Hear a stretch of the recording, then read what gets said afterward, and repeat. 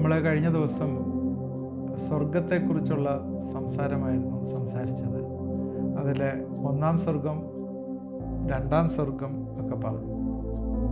മേഘങ്ങളൊക്കെ ഉള്ള വിധാനം വരെയുള്ള സ്ഥലങ്ങളാണ് പറഞ്ഞത്. ടോപ്പോസ്ഫിയർ, സ്ട്രാറ്റോസ്ഫിയർ, മെസോസ്ഫിയർ, തെർമോസ്ഫിയർ, എക്സോസ്ഫിയർ, ഇങ്ങനെയൊക്കെ വരുന്ന ഭാഗങ്ങളാണ് പറഞ്ഞു. രണ്ടാം സ്വർഗത്തിലെ നക്ഷത്രമണ്ഡലം ആണെന്ന് പറഞ്ഞു. അവിടെയാണ് പിശാചും അവൻ്റെ സാത്താനും അവൻ്റെ സൈന്യവും ഒക്കെ ഉള്ളതെന്ന് പറഞ്ഞു. മൂന്നാം സ്വർഗമാണ് സ്വർഗാദി സ്വർഗം. അവിടെയാണ് ദൈവത്തിൻ്റെ സിംഹാസനം വെച്ചിരിക്കുന്നത്. എഫേസ്യർ 4:10 ഇങ്ങനെ എഴുതിയിട്ടുണ്ട്: ഇറങ്ങിയവൻ സകലത്തെയും നിറയ്ക്കേണ്ടവൻ സ്വർഗാദി സ്വർഗത്തിന് മീതെ കയറിയവനും ആകും. സ്വർഗാദി സ്വർഗത്തിന് മീതെ കയറി, സ്വർഗാദി സ്വർഗം, മഹോന്നത സ്വർഗം, അത്യുന്നത സ്വർഗം. ലൂസിഫർ ഈ സ്വർഗത്തിന് മേളിലേക്ക് കയറാനായിട്ട് ശ്രമിച്ചൊരു ഒരാളാണ്. നമ്മൾ ബൈബിളിലെ സ്ക്രിപ്ചറിൽ യെശയ്യാവ് 14-13 അവൻ പറഞ്ഞാണ്: ഞാൻ സ്വർഗത്തിൽ കയറും, എൻ്റെ സിംഹാസനം ദൈവത്തിൻ്റെ നക്ഷത്രങ്ങൾക്ക് മീതെ വയ്ക്കും, ഉത്തരദിക്കിൽ അതിർത്തിയിൽ സമാഗമ പർവ്വതത്തിൽ മേൽ ഞാൻ ഇരുന്നരുളും, ഞാൻ മേഘോന്നതങ്ങൾക്ക് മീതെ കയറും, ഞാൻ അത്യുന്നതനോട് സമമാകും എന്ന് ഹൃദയത്തിൽ പറഞ്ഞു.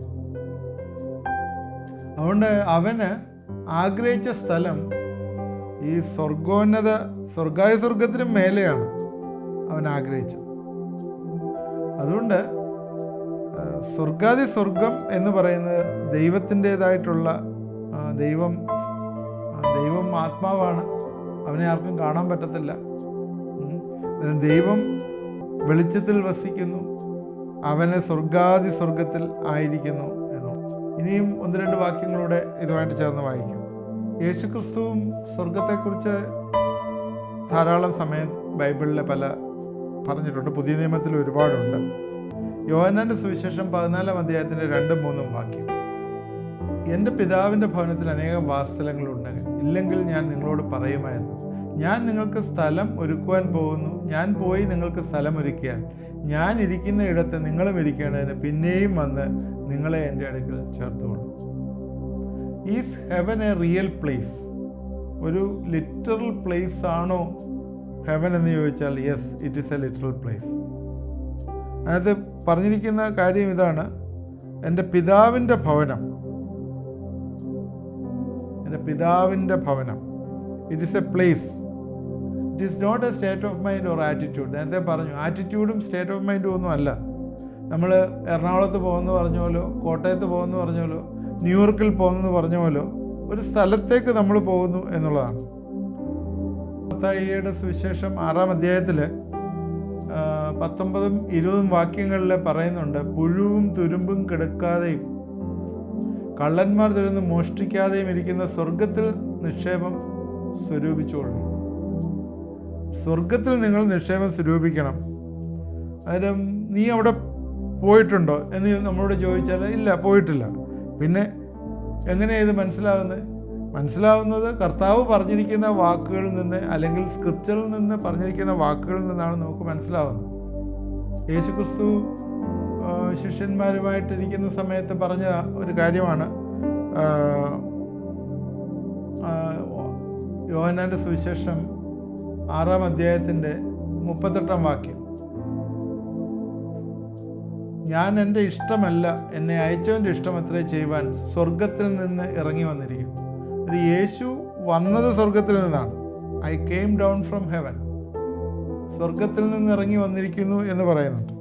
അതുപോലെ യേശു സ്വർഗാരോഹണം ചെയ്തു. 24-ാം യേശു സ്വർഗാരോഹണം ചെയ്തു. യേശു ഇപ്പോഴെന്നേരം എവിടെ ഇരിക്കുന്നത്? യേശു ഹീ സീറ്റഡ് ഇൻ ഹെവൻ, പിതാവിൻ്റെ വലത്ത് ഭാഗത്ത് ഇരിക്കുന്നു. യോഹന്നാൻ 14 പറയുന്നുണ്ട്: എൻ്റെ പിതാവിൻ്റെ ഭവനത്തിൽ അനേകം വാസസ്ഥലങ്ങളുണ്ട്, ഇല്ലെങ്കിൽ ഞാൻ നിങ്ങളോട് പറയുമായിരുന്നു. അതൊരു കാപട്യമല്ല, ഒരു കബളിപ്പിക്കലല്ല, അത് സത്യമായിട്ടുള്ള കാര്യമാണ് യേശു പറഞ്ഞത്. അതുകൊണ്ടാണ് അങ്ങനെ പറഞ്ഞത്. അല്ലെങ്കിൽ ഞാൻ നിങ്ങളോട് പറയുമായിരുന്നു. അന്നേരം അവിടെ ഉണ്ട് എന്നുള്ളതാണ്. യേശു എവിടെയാണുള്ളത്? Now he seated in heaven, ദൈവത്തിൻ്റെ വലത്ത് ഭാഗത്തിരിക്കുന്ന. എബ്രായർ 8:1. അതുകൊണ്ട് 1 കൊരിന്ത്യർ 15:19 പറയുന്നത്: നാം ഈ ആയുസ്സിൽ മാത്രം പ്രത്യാശ വെച്ചിരിക്കുന്നുവെങ്കിൽ നാം സകല മനുഷ്യരിലും അരിഷ്ടരത്രേ എന്നുള്ളത്. ഈ ലോകത്തിൽ മാത്രം നമ്മൾ പ്രത്യാശ വെച്ചിരിക്കുന്നുവെങ്കിൽ നമ്മൾ അരിഷ്ടരാണ്. അതുകൊണ്ട് സ്വർഗം ഒരു റിയൽ പ്ലേസ് ആണ്. നമ്മുടെ മരണശേഷം നമ്മൾ സ്വർഗത്തിലേക്ക് പോകും എന്നുള്ളത് ഉറപ്പായിട്ടുള്ളൊരു കാര്യമാണ്. ഈ ലോകത്തിലെ മനുഷ്യർക്ക് അവരുടെ ഓഹരി ഇവിടെയാണ്. അവർക്ക് ഓഹരി ഇവിടെയാണ്. കാരണം അവർ ലൗകികന്മാരാണ്. അവരുടെ ഓഹരി ഇവിടെയാണ്.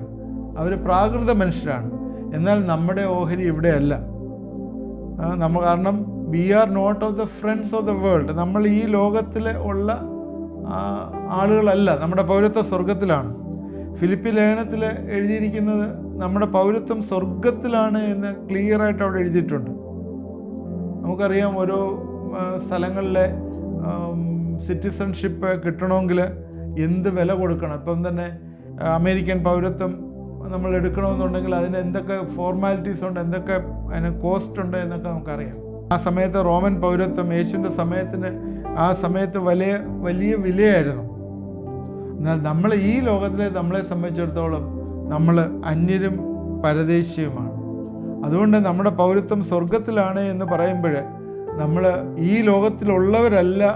അതുകൊണ്ടാണ് 1 കൊരിന്ത്യർ 15:19 പറയുന്നത്, ഈ ആയുസ്സിൽ മാത്രം നമ്മൾ പ്രത്യാശ വയ്ക്കുകയല്ല ചെയ്യുന്നത്, നമുക്ക് അല്ലാതെ ഒരു പ്രത്യാശ ഉണ്ട് എന്നുള്ളത്. യേശുക്രിസ്തുവിൻ്റെ പഠിപ്പിക്കലിലെല്ലാം യേശുക്രിസ്തു പറയുന്നുണ്ട്. ഈ ലോകത്തിലുള്ള കാര്യത്തിനേക്കാൾ ഉപരിയായിട്ട് ഉയരത്തിലുള്ളതിനെക്കുറിച്ച് ചിന്തിക്കാനും അതിനുവേണ്ടി താല്പര്യം കാണിക്കാനും യേശു പഠിപ്പിക്കുന്നുണ്ട്. അതുകൊണ്ടാണ് പറയുന്നത്, നിൻ്റെ ഒരു അവയവമില്ലാതെ നീ നരകത്തിൽ പോകുന്നതിലും നല്ലത് നീ സ്വർഗത്തിൽ പോകുന്നതാണ് നല്ലതെന്ന് യേശു പറയുന്നു. ഇനിയും നമ്മൾ അടുത്ത ചിന്തിക്കേണ്ട ചോദ്യം, എവിടെയാണ് എൻ്റെ എക്സാക്റ്റ് പൊസിഷൻ? സ്വർഗം എൻ്റെ സിംഹാസനമാണോ എന്നൊക്കെയുള്ള ബൈബിളിലും അതിനും ചില വാക്യങ്ങളൊക്കെ ഉണ്ട്. അത് നമുക്കൊന്ന് ചിന്തിക്കാം. എവിടെയാണ് എക്സാക്റ്റായിട്ട് സ്വർഗം എന്നുള്ള? നേരത്തെ നമ്മൾ പറഞ്ഞു 3-ാം സ്വർഗം അത്യുന്നത സ്വർഗമാണ്, അത് നക്ഷത്രമണ്ഡലത്തിനൊക്കെ മേളിലാണ് എന്ന് നമ്മൾ പറഞ്ഞു. അത്രയും നമ്മൾ പറഞ്ഞു.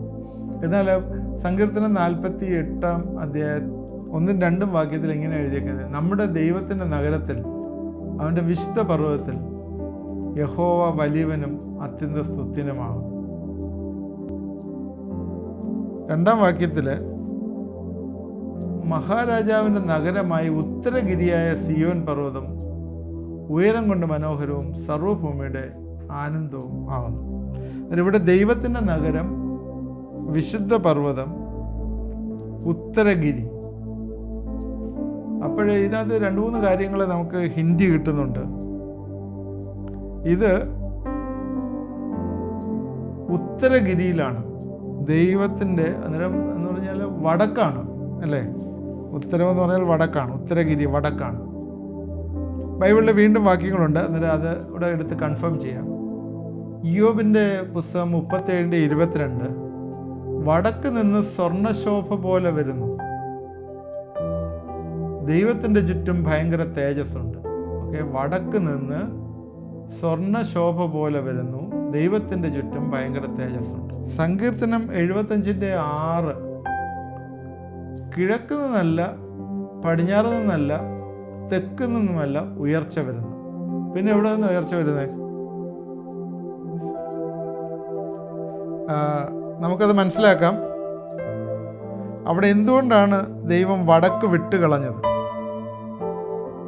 നേരത്തെ നമ്മൾ ചിന്തിച്ചാണ് യെശയ്യാ 14:2 സാത്താനെ കുറിച്ച് നമ്മൾ ചിന്തിച്ചപ്പം ഉത്തരദിക്കിൽ സ്വർഗത്തിൻ്റെ മീതെ ഞാൻ സിംഹാസനം വയ്ക്കും എന്നാണ് സാത്താൻ പറഞ്ഞത്.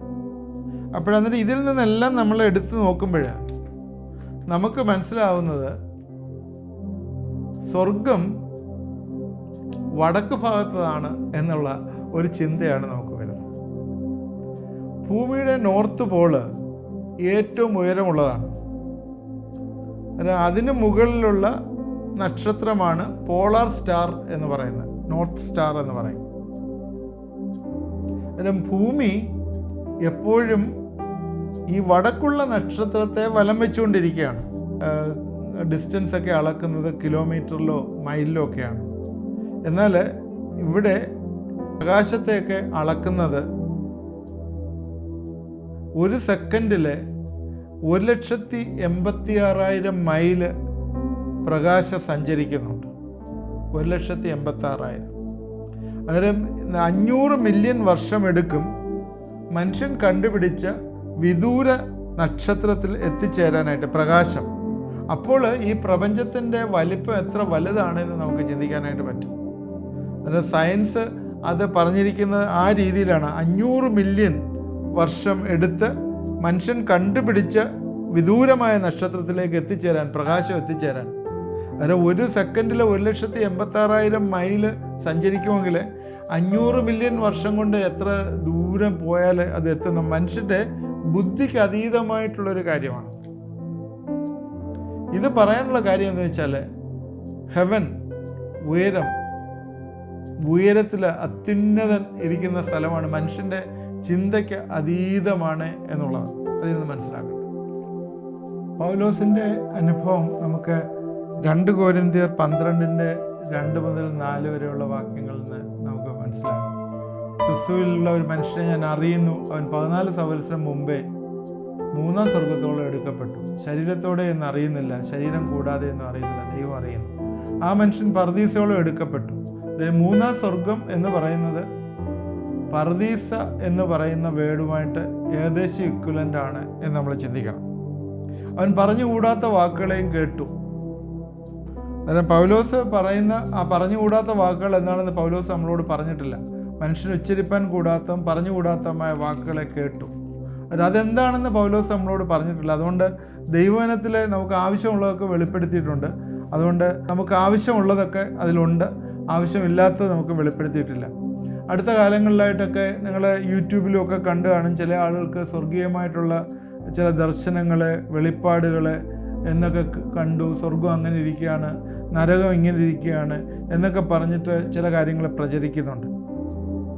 ചിലരെയൊക്കെ സ്വർഗത്തിലേക്ക് വിളിച്ചു വരുത്തി കാര്യം ബോധിപ്പിച്ച് തിരിച്ചു വിട്ടു എന്നൊക്കെയൊക്കെയുള്ള രീതിയിൽ പറയുന്നത് നമ്മൾ പലപ്പോഴും കേട്ടിട്ടുണ്ട്. അന്നേരം അതൊക്കെ നമ്മൾ വിശ്വസിച്ചാലുള്ള പ്രോബ്ലം എന്ന് വെച്ചാൽ ഈ ബൈബിൾ പറയുന്നത് കംപ്ലീറ്റ് അല്ല എന്നും ഇനിയും ബൈബിളിൽ എന്തൊക്കെ ആഡ് ചെയ്യാനുണ്ടെന്നൊക്കെയുള്ള ചിന്ത നമ്മൾ വരും. ഈ ബൈബിള് നമുക്ക് തന്നിരിക്കുന്ന, എഴുതി തന്നിരിക്കുന്ന തിരുവചനം കംപ്ലീറ്റ് ആണ് എന്നുള്ളതാണ്. എന്നാൽ അതിലിനി ആഡ് ചെയ്യപ്പെടാനായിട്ടൊന്നുമില്ല. എന്നാൽ ചില കേസുകളിൽ സയൻസ്, ഇപ്പോൾ ഈ near death experience, come back after death, ഇങ്ങനെയൊക്കെയുള്ള ചില പുസ്തകങ്ങളും അതുപോലെ ചില റിസർച്ചൊക്കെ നടത്തി കോമ സ്റ്റേജിലായിരിക്കുന്ന ആൾ കുറച്ച് കഴിഞ്ഞ് ജീവിതത്തിലേക്ക് വന്നു കഴിഞ്ഞപ്പോഴേ അവർ പോയ എക്സ്പീരിയൻസും ഒക്കെ അവരോട് പറയുന്ന ഒരു കാര്യം ഒക്കെ വന്നിട്ടുണ്ട്. എന്നാൽ അവരാരും ദൈവത്തെ കണ്ടു എന്നൊന്നും ആരും പറഞ്ഞ് ഞാൻ ഇതുവരെയും കേട്ടില്ല. എന്നാൽ അവർ ചില എക്സ്പീരിയൻസിൽ കൂടി കടന്നുപോയി, പ്രകാശത്തിൽ കൂടി പോയെന്നും ട്യൂബിൽ കൂടി പോയെന്നും ഒക്കെ പറഞ്ഞ് ആ പുസ്തകങ്ങളൊക്കെ ഞാൻ വായിച്ചിട്ടുണ്ട്. അതിനകത്ത് അങ്ങനെ പല എക്സ്പീരിയൻസ് പറയുന്നുണ്ടെങ്കിലും എന്നാൽ ദൈവത്തെ കണ്ടു എന്നൊന്നും പറയുന്നില്ല. ഇപ്പോഴേ ഒരുപാട് യൂട്യൂബിൽ ഇങ്ങനെ ഒരുപാട് വരുന്നുണ്ട്, നരകത്തെക്കുറിച്ച് ഞങ്ങൾ കണ്ടു, സ്വർഗത്തിൽ പോയി അത് കണ്ടു എന്നൊക്കെ പറഞ്ഞ് വരുന്നതൊന്നും ബൈബിളിൽ പറയുന്നതിന് എക്സ്റ്റെൻഡ് ചെയ്ത് അല്ലെങ്കിൽ അതിൽ പറയുന്ന ഉപരിയായിട്ട്, സ്ക്രിപ്ചറിൽ പറയുന്ന ഉപരിയായിട്ട് വന്നിരിക്കുന്ന നമുക്ക് വിശ്വസിക്കാനായിട്ട് പറ്റില്ല. എന്നാൽ സ്വർഗം നിത്യമാണ്, അവിടെ ദൈവമുണ്ട്, വീണ്ടും ജന്മം പ്രാപിച്ചവരോ ചെല്ലും. അതാണ് സ്വർഗത്തെക്കുറിച്ച് നമുക്ക് പറയാനായിട്ടുള്ളത്. ഇനിയും സ്വർഗം ഒരു റിയൽ പ്ലേസ് ആണെന്ന് നമ്മൾ പറഞ്ഞു. യേശുക്രിസ്തു പറഞ്ഞാണ്, എൻ്റെ പിതാവിൻ്റെ ഭവനത്തിൽ അനേക വാസസ്ഥലങ്ങളുണ്ട്. ഈ വാസസ്ഥലം എന്ന് പറയുന്ന സ്വർഗത്തെക്കുറിച്ചാണ് പറഞ്ഞ് ദൈവം നമ്മൾക്ക് വേണ്ടി ഒരുക്കിയിരിക്കുന്നതാണ്. എന്നാൽ അവിടെ ചെല്ലാനായിട്ട് നമ്മൾ പ്രിപ്പയർഡ് ആണോ എന്ന് നമ്മൾ ചിന്തിക്കാം. ഈ ലോകത്തേക്കുള്ള കാര്യങ്ങൾ മാത്രം നമ്മൾ ചിന്തിക്കുകയാണെങ്കിൽ നമ്മൾ അനിഷ്ട മനുഷ്യരാണ്. നമ്മൾ അതിൽ നിന്ന് ഉപരിയായിട്ട് സ്വർഗീയമായിട്ടുള്ള ചിന്തകൾ, നമ്മുടെ നിക്ഷേപം സ്വർഗത്തിൽ വേണമെന്ന് യേശു പറഞ്ഞു. തുരുമ്പും എടുക്കാത്തതായിട്ടുള്ള സ്വർഗത്തിൽ നമ്മുടെ നിക്ഷേപം വേണമെന്ന് കർത്താവ് പറയുന്നു. അതുകൊണ്ട് നമ്മൾ സ്വർഗത്തിലേക്കുള്ള നിക്ഷേപത്തിന് വേണ്ടി നമ്മൾ ഈ ഭൂമിയിൽ ജീവിക്കുമ്പോഴേ നമ്മളുടെ പ്രവർത്തനങ്ങൾ ഏത് രീതിയിലാണ് നമ്മളെ തന്നെ ഒന്ന് വിശകലനം ചെയ്യാം. അതുപോലെ തന്നെ ഈ കർത്താവിൻ്റെ വഴിയിൽ ആയിട്ടില്ലെങ്കിൽ, അല്ലെങ്കിൽ വീണ്ടും ജന്മം പ്രാപിച്ചിട്ടില്ലെങ്കിൽ, സ്വർഗീയ പൗരത്തിലേക്ക് നമ്മൾ പ്രവേശിച്ചില്ലെങ്കിൽ നമ്മൾ ആ സ്വർഗത്തിലെ കർത്താവ് ഒരുക്കിയ വാസ്തവത്തെ നമുക്ക് ചെല്ലാനായിട്ട് പറ്റുകയില്ല. അങ്ങനെ ആരെങ്കിലും എന്നെ കേൾക്കുന്നവരുണ്ടെങ്കിൽ കർത്താവിനെ രക്ഷകനും കർത്താവുമായി സ്വീകരിക്കുന്ന വലിയൊരു തീരുമാനം ഇന്ന് രാത്രികാലം എടുക്കുകയും യേശുവിനെ ഹൃദയത്തിലേക്ക് വിളിച്ച് കർത്താവേ നീ എൻ്റെ ഹൃദയത്തിൽ രക്ഷകനും കർത്താവുമായി വരണമേ എന്ന് പറഞ്ഞുകൊണ്ട് ഏറ്റുപറഞ്ഞ്, പാപങ്ങളെ ഏറ്റുപറഞ്ഞ് കർത്താവിനെ സ്വീകരിക്കുന്നുണ്ടെങ്കിൽ തീർച്ചയായും ഈ സ്വർഗം, നിത്യമായിട്ടുള്ള ഈ സ്വർഗരാജ്യത്തിൽ നമുക്ക് പ്രവേശനം ദൈവം തരും എന്നുള്ളതാണ്. അതിപ്പോഴല്ല, അത് നമ്മൾ മരിച്ചതിന് ശേഷമാണ് നമ്മുടെ ജീവൻ കർത്താവിനോട് ചേരുന്നത്. ആ സമയത്താണ്. എന്നാൽ നമ്മളെ വീണ്ടും ജന്മം പ്രാപിക്കുന്ന തൊട്ട് നമുക്ക് ആ പൗരത്വം നമുക്ക് കിട്ടുകയാണ്. നമ്മളെ പരിശുദ്ധാത്മാവിൽ സീൽ ചെയ്ത് അച്ചാരമായിട്ട് ആ പരിശുദ്ധാത്മാവ് നമ്മുടെ മേൽ വരികയും നമ്മളെ സീൽ ചെയ്ത് കർത്താവിൻ്റെ വകയാക്കി തീർക്കുകയും ചെയ്യുന്നു എന്നുള്ളതാണ്. അതുകൊണ്ട് തീർച്ചയായും ഇന്നത്തെ ഈ മെസ്സേജ് നിങ്ങൾക്ക് ഇഷ്ടപ്പെട്ടു എന്ന് ഞങ്ങൾ വിചാരിക്കുന്നു. നിങ്ങളുടെ കമൻറ്റ് ബോക്സിലിടണം. നിങ്ങൾ മറ്റുള്ളവർക്ക് ഷെയർ ചെയ്യണം. സ്വർഗത്തെക്കുറിച്ച് ഇനിയും പറയാനുണ്ട്, പല കാര്യങ്ങൾ അതിനകത്ത് പറയാനുണ്ട്. സ്വർഗത്തിൽ നമ്മുടെ ജീവിതം എങ്ങനെയാണ്, നമ്മൾ തിരിച്ചറിയുന്നവരാണോ, തിരിച്ചറിയാൻ പറ്റുമോ, ഇങ്ങനെയൊക്കെയുള്ള ഒത്തിരി കാര്യങ്ങൾ നമുക്കിനി അടുത്ത എപ്പിസോഡിൽ സംസാരിക്കാം. ഇത് നമ്മൾ കാണണം. തീർച്ചയായും ദൈവം നമ്മളെ അനുഗ്രഹിക്കും. സ്വർഗത്തിലേക്കുള്ള ആ വഴി നമുക്ക് ചിന്തിക്കേണ്ട ആവശ്യമായിട്ടുണ്ട്. അതും ദൈവം നമ്മളെ നടത്തും. ഈ ദിവസങ്ങളിൽ നമുക്ക് ബലപ്പെടുത്തും. നമുക്ക് പ്രാർത്ഥിക്കാനുള്ള സമയമാണ്. രോഗികളെ ഓർത്ത് പ്രാർത്ഥിക്കുമ്പോൾ നിങ്ങൾ ഏത് അവയവത്തിലാണ് അസ്വസ്ഥ പ്രയാസം, നിങ്ങൾ വലങ്കൈ ആ അവയവത്തിലേക്ക് വെച്ചുകൊണ്ട് പ്രാർത്ഥിക്കുക. വിശ്വാസത്തോടെ പ്രാർത്ഥന ദൈവം കേൾക്കും, രോഗികളെ വിടുവിക്കും. ഇതെല്ലാം ദൈവം അറിയുന്നുള്ള ദൈവമാണ്. ദൈവം ഇപ്പോഴും ജീവനോടുകൂടി നമ്മളെ നോക്കിക്കൊണ്ടിരിക്കുകയാണ്. സങ്കീർത്തനം 14 പറയുന്ന പോലെ അവൻ ഉയരത്തിൽ നിന്ന് മനുഷ്യത്വന്മാരെയൊക്കെ നോക്കുന്നു, അവൻ്റെ കണ്ണുകൾ ദർശിക്കുന്നു, അവൻ്റെ കൺപോളകൾ മനുഷ്യത്വന്മാരെയൊക്കെ ശോധന ചെയ്യുന്നു എന്ന് ബൈബിളിൽ ഉള്ള വാക്യങ്ങൾ നമ്മൾ ഈ തരണത്തിൽ ഓർക്കുന്നു. നമുക്ക് പ്രാർത്ഥിക്കാം. ദൈവമായ കർത്താവേ, എന്നോട് ചേർന്നത് കണ്ടവരെയൊക്കെ നീ അനുഗ്രഹിക്കണമേ എന്ന് പ്രാർത്ഥിക്കുന്നു. കർത്താവേ, പ്രത്യേകിച്ചും ഏതെങ്കിലും അസ്വസ്ഥതകളിലിരിക്കുന്നവരെ അവരെ കൈവച്ച് പ്രാർത്ഥിക്കുന്ന അവയവത്തിലുള്ള വിടുതൽ ഇന്ന് രാത്രികാലത്ത് നീ കൊടുക്കണമേ എന്ന് പ്രാർത്ഥിക്കുന്നു. കർത്താവെ, ആവശ്യങ്ങളിലിരിക്കുന്നവരെ പ്രത്യേകം ഓർത്ത് പ്രാർത്ഥിക്കുന്നു.